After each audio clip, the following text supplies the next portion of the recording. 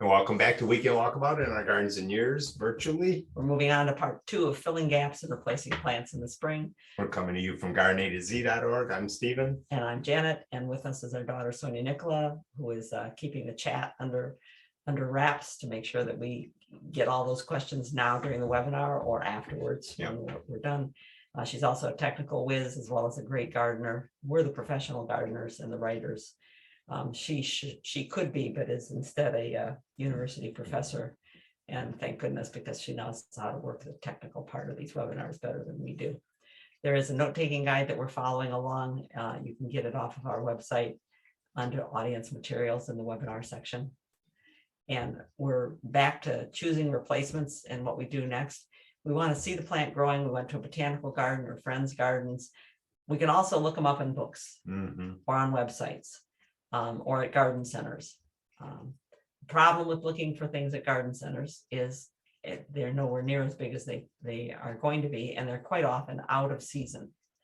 So these little guys are right about where our wild grown, outdoor grown penstemons are. But the ones in the background are weeks ahead, and that's because they were grown in a greenhouse and because we buy things when they're bigger and when they're blooming. Yeah, if it's not in bloom, we don't buy it. And sometimes if we get a cold snap, which is still possible, we could lose some of those new things that we're putting out there, which I don't like to do.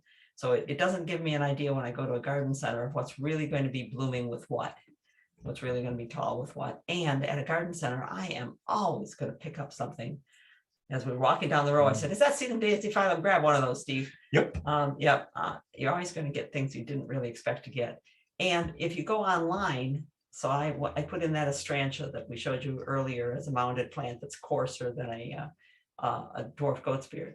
You put astrantia in, this is the kind of images that are going to come up. They're going to show you beautiful flowers, but not what the plant looks like. What does it tell you about the plant? It doesn't tell you much, actually. And Steve will tell you from his long association with a lot of different publishers, the publishers don't want plant pictures. They want flower pictures. They want things that grab people's attention. They don't want any bad leaves. So we don't make those our sole source. I'm never going to take something just because I saw it on a book or on a website or at a garden center for that matter. I'm going to take it under consideration if I see it there. And when I go, I carry tokens, a photo, a leaf, a flower of the plants that are going to be with whatever I'm putting in there. So for instance, this is an area that we're working on, and we'll show you again later. The central piece, the star in this arrangement, in this focal point group, is that witch hazel. I know it's little, and we're still protecting it from the squirrels because that's where we lost the Dakota dog, where to those crazy squirrels. But it's going to be spread out like a small tree over that whole area. It will be 20 by 20. Its frame is geranium on the left, perennial geranium, big root geranium on the left, and anemone hybrida, the Japanese anemone on the right, looking very similar to each other, although they're two different bloom times, and the hosta. Those are its frame. And I'm looking for something to put on the points to frame again. And I want to emphasize the guy in the middle. I want to play up the star, and the star is a very beautiful variegated fall witch hazel. So Steve's good eye, take a photographer with you, was very good to say, "No, Janet, if you're thinking about forest grass, make it the all gold, because the all gold really picks up the color from the witch hazel." And although ghost fern is sold as a gray fern and in many gardens looks gray, look at it in the light of that plant and realize that it's the same thing. So just like putting the geranium on one side and the anemone on the other side that look similar but are different, so you get diversity, I can put these two on either side and get diversity. So we carry tokens, little things that remind us what we're putting it with. And be prepared whenever you go to look for real plants in real places, be prepared to reassess what's doing well in your garden. Yes, because sometimes you'll see a plant and go, "What plant is that?" You walk up, "That can't be. I grow that. I grow that, and mine doesn't get nearly that big, or mine is way bigger than that." It's plus or minus. We had people say this to us, and we said it to them about these Bergenia, pig squeak in the backyard. They were 5 years in various places at our Waterford Township Library Gardens, out in the sun because they can't grow in the sun. And they did nothing. They were not impressive, except that the leaves did squeak as they should. But we put them back here, and we have never seen Virginia flower so heavily as these, or have such beautiful looking foliage at flowering time. So I was looking at those saying, wow, I'm Yeah, going to have to do more Virginia in a place like this. that's in the Meanwhile, shade. the person next to me was standing and staring at this and said, is that a pulmonaria? I said, yeah, because yes, that's what pulmonaria does. She said, that's not what they do in my yard. They don't get that big. Okay, if they don't get that big, but they have the potential to get that big, something's not right. This reassessment happens all the time. The more that you see plants, the more that you realize that we know nothing. We know nothing. We know John Snow. nothing. Yes, you know nothing, Jen Stowe. Amsonia, one of the gardeners that was at the library, was telling me that her Amsonia was not growing well, and it had been in the ground for 4 years. Now they're not real fast, but neither are they that slow. These Amsonias probably got this size in 3 to 4 years. If not more. Yeah. And I think of some plants as shade plants, some plants as sun plants. I think of Astrantia as a plant that belongs in the cool afternoon shade. And yet I walk past it at Michigan State's Gardens, and there it is out in the full sun with the grasses and the other full sun plants. And I think, and the leaves don't look like they're spotted, and maybe, so I'm operating under the wrong assumption that it's not the sun that makes their leaves weak. There's something else wrong with the soil. Maybe it's a pH problem. Yeah. I'm used to thinking of mazes, a ground cover, as being a shade, a ground cover for shady, moist areas. And I walk up to it here at State and realize as I walk across the stone steps, no, it won't take foot traffic like lawn. That's why the stone steps are there. But I look down and go, oh, for crying out loud, it's mazes, full sun. I might want to try mazes in the full sun. Mazes, it's a great name. As long as it's moist, because there is moist. Yeah. But you look and then you look back at yours. On the left is the clematis called Stand By Me. It's a bush type clematis, not a vining clematis, at Michigan State. And it's at least 3 years old. On the right is ours, which is into its 3rd year now. And I was about to move it. I told Steve, okay, I don't think it's doing well enough. But I looked at it and went, it's got, last year it had 3 stems, and this year it has 6 stems. And it's just as tall as that one I think I'll leave it. This is the reassessment that's always going on. I put a bit of Camassia into our ditch, into our wild native area, thinking that it would do like it did in our old ditch. Not enough water, doesn't do like this. No, our old area flooded. This area just gets wet. And if you can, don't hurry. I know there are people who don't wait, who buy everything big and lots. But it's good to see a candidate for a replacement in more than just one season, if you can. And slower is a lot less expensive. Do a trial with one plant and make it a small plant. Yeah. The trial will tell you a lot, because small plants speak louder about how happy they are in a spot. You will be able to tell quicker that a small plant is doing well than a large plant. Right. You put in a piece of crested iris, and if it spreads by the next year, you can tell what it likes to be. I divided penstemon when I put them in this year, because they were crowded in the pot, and the smaller plant is going to have a greater root area ratio, root to leaf ratio, so it has a better chance. Yeah. Also, so we started here, and here's our area where the little witch hazel is in the middle. And we were looking for wing plants to go out to the right and to the left. And said, okay, we'll put the golden satin grass out there. And we'll put the ghost fern on the other side. And one will do, we'll let them grow. Yep. And the Bergenia, we'd love to have Bergenia, we'll put it in here. Now that Bergenia has few enough leaves that if it actually starts losing leaves, we'll notice. Yep. When it's a big plant or a bunch of plants, you don't notice that it's losing ground. We'll know that this gets bigger as it goes along. Yep. And sometimes you don't want to replace things. Space is nice. Yeah. Here's our Ascot Rainbow Euphorbia, which we just loved for 2 years, and we'll try again, but not right there. Because I looked at a lot of your pictures, Steve. It got bigger. It got much bigger. Mhm. And behind it, and I can't see it in any of the pictures, is our gas plant. Right behind it. Ridiculous. And the dictamnus gas plant, like peony, takes a long time to get big. And then it's going to be there for 50 years. And I don't nice. want to lose the gas plant to a euphorbia, no matter how showy it is. So the euphorbia is going to find a new place somewhere. New home. And sometimes you find this is at Bee's house, and we were at Bee's this week, moving trilliums around. And she was taking trees out. She took 9 trees out of this, and she was very keen to know, what can I plant once, because these trees, it's going to be so bare. This is with the 9 trees gone, and Bee has realized It's not that bare. I don't need anything. No. And now there's light on my other late viburnums down there, and they'll grow up. Yep.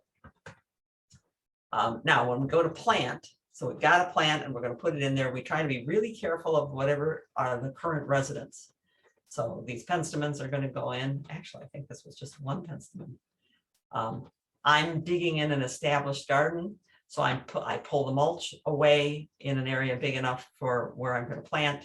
I take a bucket with me so that I can put the soil in the bucket and not end up with soil full of Mounted up seeds on top of the clean mulch. or small plants. Yeah. And I should have brought the bigger bucket. Make it a bucket bigger than your spade so that you don't have to maneuver it carefully into the bucket. But I dump the soil in as I dig. And sometimes as the season progresses, stakes and string might help. So tying up the hostas behind the bench, See here, they're and they're tied up. I dug out the ferns, and we showed you this in Weekend Walk About number 4, Improving the Older Garden, which is in our free webinar library, as well as in the library of recordings that you subscribers have. protected the soil. Yeah, and we showed you how we do those kinds of things sometimes. But it's real common to go out there and start digging and find out that you have to divide or move things next door. It multiplies your chore. So where we decided that we wanted the Virginia, because it would make a good bookend with the evergreen European ginger on the far side of that clump of Philopendula and anemone. We said, the only problem is there's daylily there. There's not supposed to be daylily there. When we moved in, I just brought a couple of favorite old daylilies with me and plunked them into the only clean bed that I had. And they've been sitting there ever since. So the daylilies had to get dug out. Gone. And they're gone. And now the Virginia can spread and do its thing. And the daylilies are living in buckets and water. We'll go to some other garden. Yeah. Because they really are nice Yeah, daylilies. they're very It's nice as daylilies get. When we put a plant in, a replacement plant, we're going to spread the roots, even though, yes, sometimes that means that it traumatizes the plant. Look at these roots on this penstemon. This is a prairie plant. Those roots should be wide as well as deep, and they were forced down and around the bottom. I'm going to break up those roots, and while I do it, I'm going to go, I can put my clippers right between this clump of stems and the clumps behind them, so I know I can separate that off She cut off. with a knife. So I take the knife and I slice between those stems and the stems next to it. And I keep slicing down as I pull lift the clump out by itself. And it comes with its own roots because they grew right down the side and got tangled in the bottom. So now I've got one division, and I'm not going to stop there. I'm going to cut the other portion of the plant into 2. Just split it down the middle. And when I split it down the middle and you look into the middle, notice that there's not much root in the middle. Roots wanted to go wide and they get stopped by the pot and forced down. Wide is what we want these roots to go in. And when we put them in, we're going to make them wide. So I dig a hole and I use the pot to gauge how deep I'm supposed to be. So I'm putting the pot in to see if it's deep enough. You want to make sure that if you loosen that bottom, it could still settle again. So just dig a depth check, go a little bit more and check rather than go down and then refill that hole. Yeah. And you don't want to be sitting high. Don't do the thing that I see so many gardeners do. They put it in and realize that it's a little high. So they push down on it. All that does is compress the peat, which is just going to fill back up again like a sponge, and those shoulders are going to sit and wick water out and kill the plant. So make sure you've got it sitting at the right depth. So I've got a deep enough hole. Now I've got the roots hanging down on that division. I'm going to lay the roots wide in the bottom of the hole and tip the top of the plant back and forth as I put soil around it. On the nearly bare root one, the first one I took off, I dig a hole deep and wide enough and I put a mound of soil in the bottom. So I've just put my hand around a mound of soil and firmed it up at the bottom. Firm it. Now I'm going to lay the roots out wide over Over that mound and then fill my soil in on top and around it, taking it out of my bucket and putting it in around. And I'm very careful with perennials, just like with trees and shrubs. Some of them have very woody roots. I found that the satin grass, and a number of times I found satin grass 4 years and still just kind of sitting there. And I've learned that, so like this one, so I took it out of the pot that's sitting right next to it, and most of the soil broke away because the roots are coming down the side. I said, okay, so it wasn't too long. But I then pushed the soil away, and can you see the pot? And those roots have come down that little pot, the pot that it was in before it was in this bigger pot, and twisted around the bottom. When I loosen them, that's how far out the roots can come. And that will make that satin grass grow rapidly. If they're stuck in that thing, they'll poop along. They'll just look, Might even die. they might not die, but they won't progress. These Wow. the 3 bottle brush buckeyes at Bee's house where she took down her trees by the barn. And she said, but the leaves are hanging. I said, you know, they shouldn't be. They've been in 18 months. It's been long enough that they should have. But I went down and looked, and I found no major roots growing out of the pot yet, just fine roots. And fine roots don't extend themselves quickly. Only flare roots do that. I said, we must have missed it when we planted it. We must not have cut the roots. So I took a pie-shaped piece out of this plant all the way into the center and cut through, and could feel I was cutting through roots that were circling around. And already a couple of days later, it's beginning to open its leaves out the way that they're supposed to be. Then we water well. Show you what the schedule means. We make that crater. It's not we don't dig out soil around the plant. We put a little levee. We make a little ridge or watering well around the crater, around the plant, so that we can use the weight of water to push the soil down and make sure that there's no air pockets. And so that we can come by anytime, even when the mulch is there, and pour water on them and know that that plant is getting water. And our watering schedule is this. We call it the 1 to 7 watering schedule. We water it a day after planting, 1 day after planting. Or you water it when you plant. Right. And then the day after planting, we go out and check it, feel the soil, shake hands with the plant, and then we wait 2 days and then water. So now we're 3 days after planting. Then we wait 3 days. Then we wait 4 days. And always we're modifying, always ready to modify. If we feel the soil and it feels too wet, we don't water. If we feel the soil and it feels too dry, maybe we need to water more often. But we bucket water around because we then are paying attention to what we're doing, to how much water we're giving things, to whether we're really looking at them well. So this bunch this is the 2 full plants and the 3 divisions that I just put in. The one on the left here is the one that was first off with the smallest roots. And I noticed when we put it in that its tip drooped. So on our first day of watering it, we looked to see if its tip was coming up, and its tip is coming up. See how it had drooped to the side, and now it's turned itself up. It says, I'm fine, I'm okay, keep me watering. By the time you're done with watering a day apart, 2 days apart, 3 days apart, when you get to a month, you are now watering weekly, and that's what you want to do for the first year of a plant. And shake hands with the plant. Don't just walk past them. Look at what's going on. And then take a picture.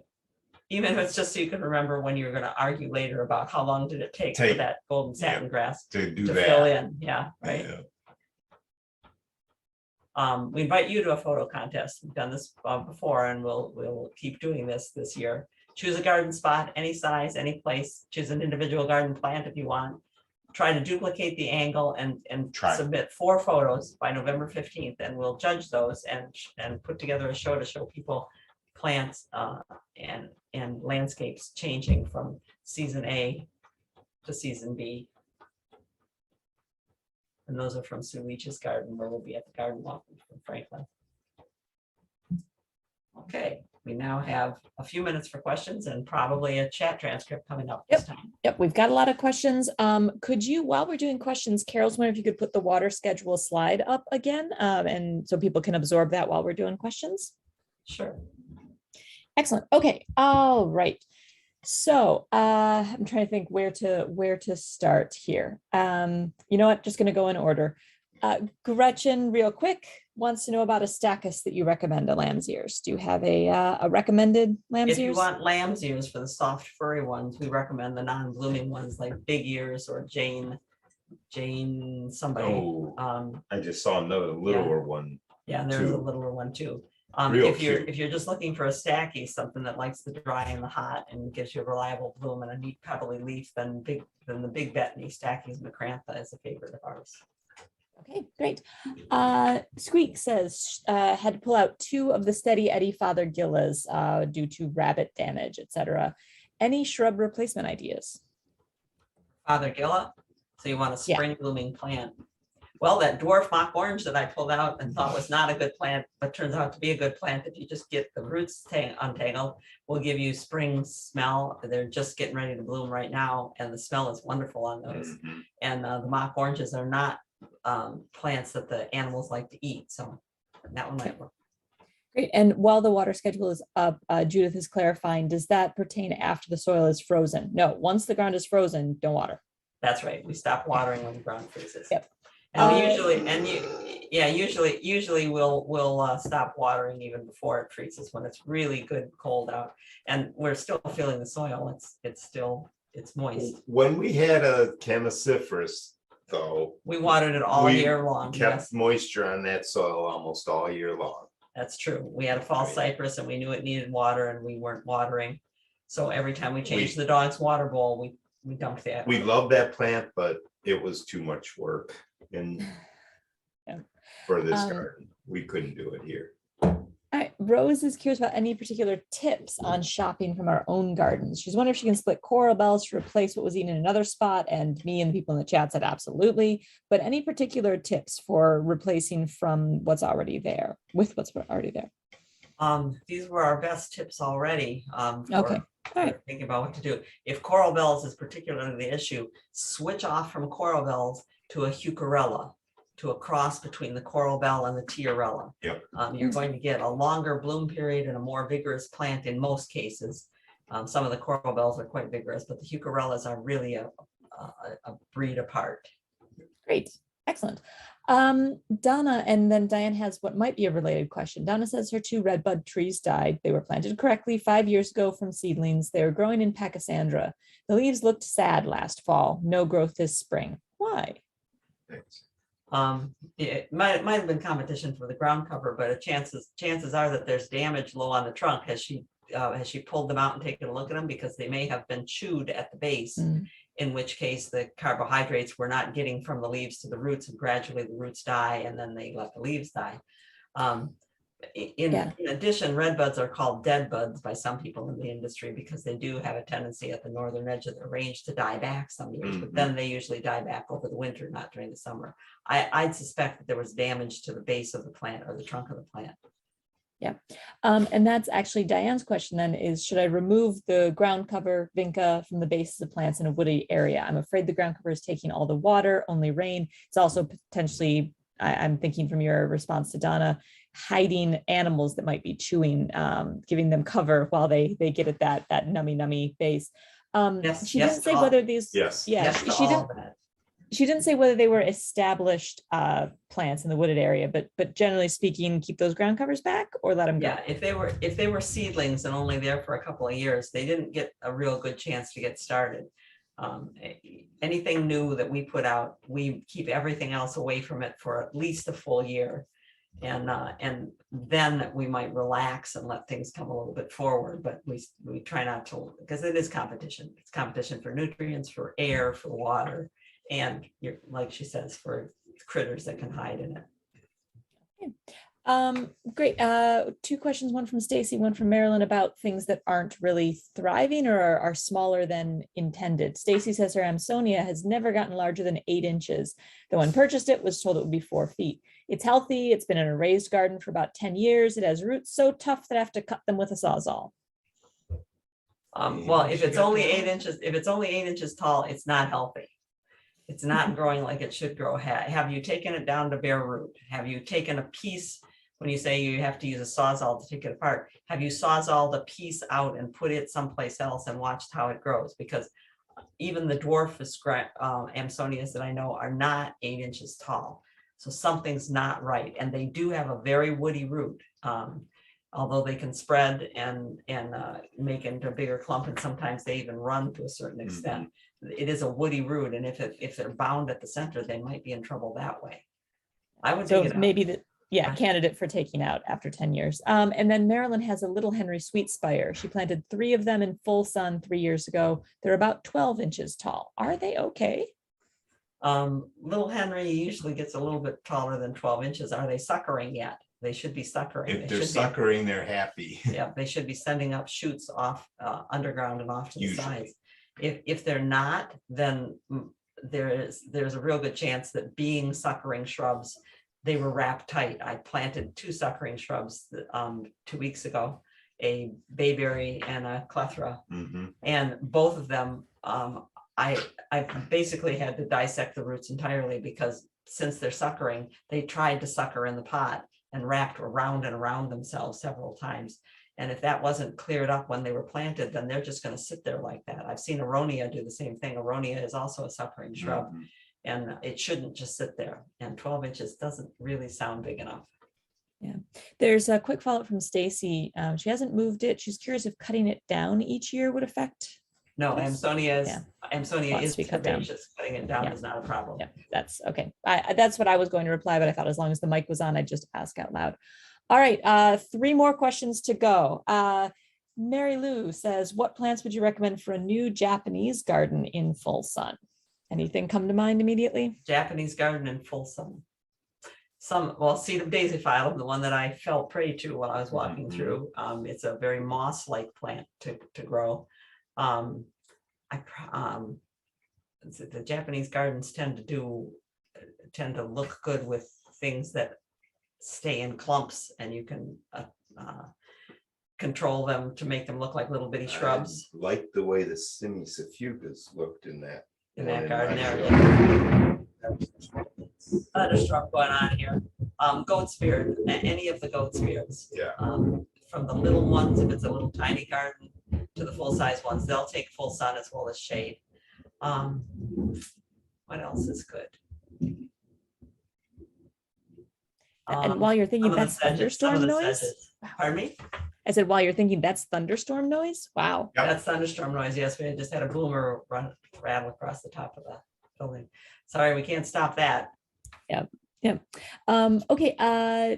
Teresa is looking to clarify, when you do the pie-shaped cut for circled roots in an established plant, is 1 pie shape enough? And I thought this might be worth clarifying, because sometimes the pictures will show sort of like the 1 pie. You go all the way around, right? I try to do at least 2, but I try to do at least 1 and 2 if I can. In the case of these shrubs who've been in the ground for a while, I cut one of them on 2 sides.